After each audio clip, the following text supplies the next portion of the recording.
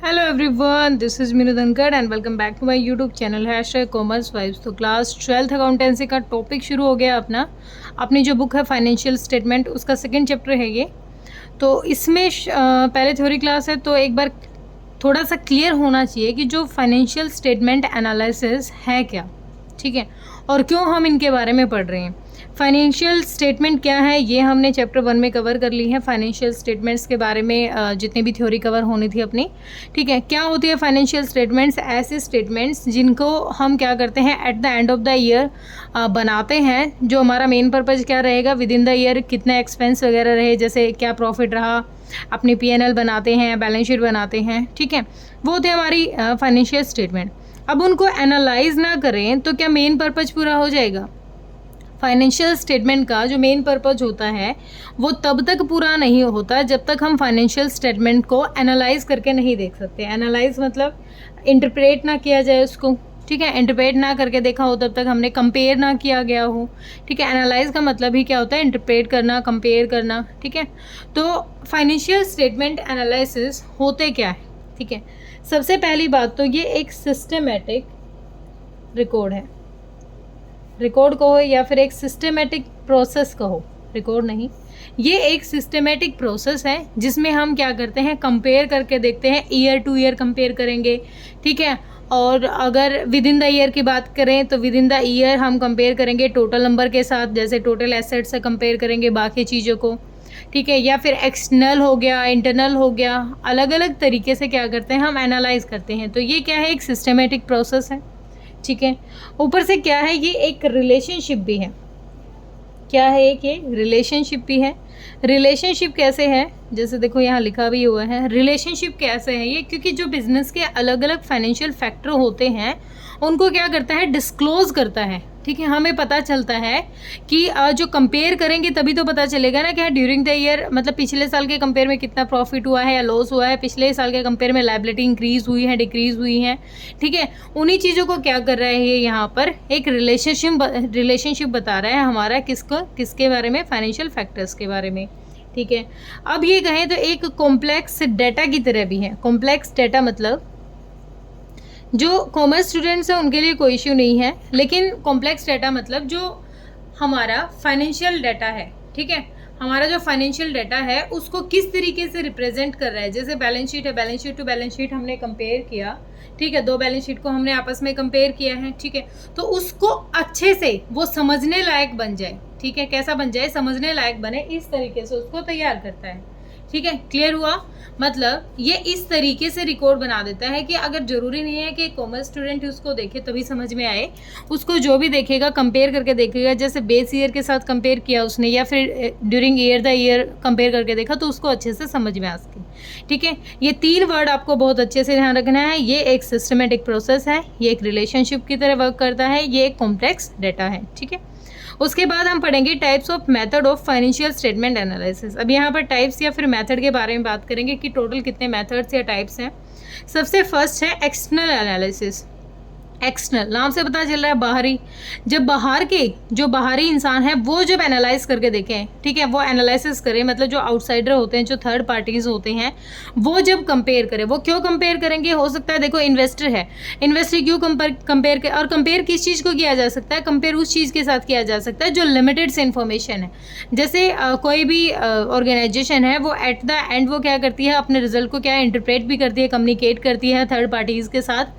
तो जैसे balance sheet है, P&L है, उसको वो पब्लिश कर देती है, तो उसी चीज़ का तो कंपेयर करेंगे ना, वो पब्लिश की हुई चीज़, एक लिमिटेड डाटा। यहाँ पर ये नहीं कि एक डीपली स्टडी होती है, नहीं, वो क्या करते हैं, लिमिटेड डाटा को कंपेयर करके देखते हैं। कंपेयर कौन कर रहा है? आउटसाइड पार्टीज कर रही हैं। क्यों? क्योंकि उनको वहाँ इन्वेस्ट करना है, उनको पता होना चाहिए कि ड्यूरिंग द ईयर इनका यहाँ प्रॉफिट हुआ है या नहीं, या फिर पहले इनका क्या चल रहा था, प्रॉफिट था या लॉस था, अब इनकी कंडीशन कैसी है। तो एक्सटर्नल एनालिसिस कौन से होते हैं? जो थर्ड पार्टीज जो एनालाइज करती है, ठीक है, वो होती है हमारी एक्सटर्नल एनालिसिस।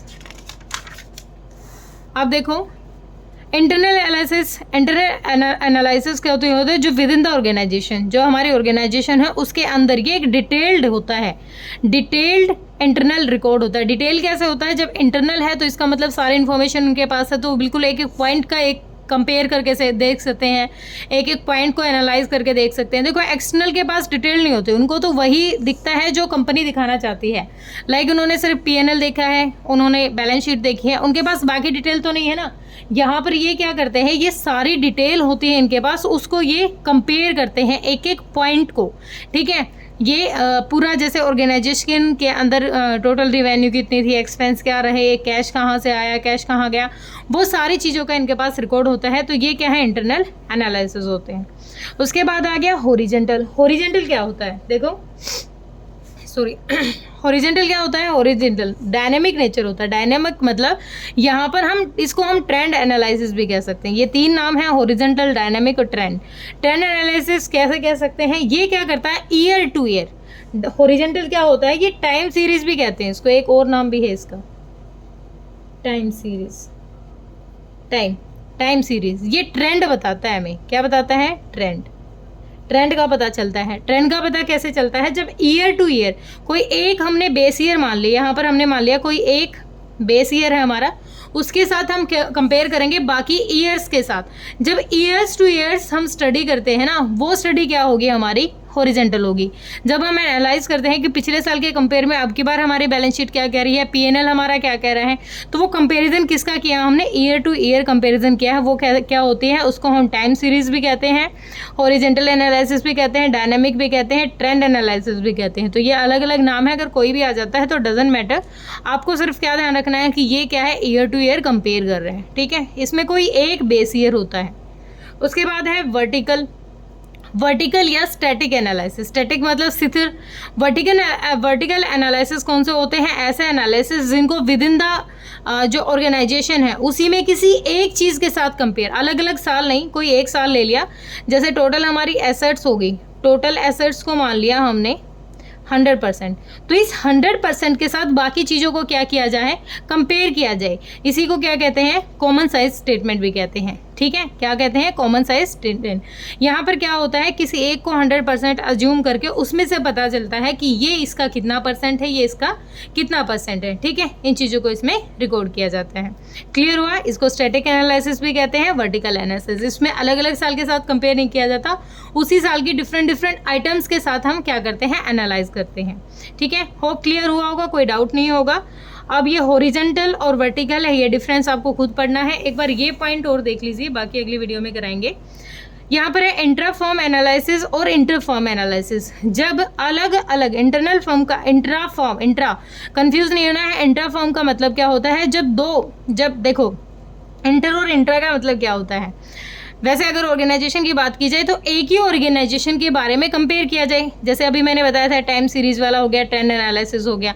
यहाँ पर क्या होगा, इंटर फॉर्म एनालिसिस कंपेयर करेगी किसको, क्या करेगी, 2 और मोर अकाउंटिंग पीरियड्स। एक ही फर्म के ऑर्गेनाइजेशन क्या होगी, हमारी ऑर्गेनाइजेशन एक ही होगी, उसके जो अलग अलग साल हैं उनके साथ वो क्या करेगी, कंपेयर करेगी। जैसे अपना हॉरिजॉन्टल था। इंटर फर्म क्या होती है, इंटर फर्म एनालिसिस होती है हमारी 2 और more enterprises for the same accounting period. जब ये कहता है कंपेरेटिव स्टडी कह रहा है, कंपेरेटिव स्टडी मतलब क्रॉस सेक्शनल एनालिसिस। इंट्रा में क्या था, इंट्रा में एक ऑर्गेनाइजेशन अपने डिफरेंट टाइम पीरियड के साथ कंपेयर कर रही है। इंटर में क्या है, इंटर में क्या कर रहे हैं, 2 अलग अलग ऑर्गेनाइजेशन अपने सेम पीरियड के बारे में कंपैरिजन कर रहे हैं, ठीक है। उनका टाइम पीरियड क्या होगा, अकाउंटिंग पीरियड होगा, सेम होगा, वो क्या करेंगे, अपने ऑर्गेनाइजेशन का कंपेयर करेंगे, ठीक है। और क्लियर हुआ होगा बिल्कुल अच्छे से। तो ये हॉरिजॉन्टल और वर्टिकल है, इसके बारे में डिफरेंस यहाँ क्लियर नहीं करेंगे क्योंकि ये बेसिक सी बातें लिखी हुई हैं, इसमें आप खुद भी पढ़ सकते हो, ठीक है। अगर किसी बच्चे को थ्योरी के लेके कोई डाउट है तो प्लीज़ कमेंट सेक्शन में डालिए बेटा। Thank you so much.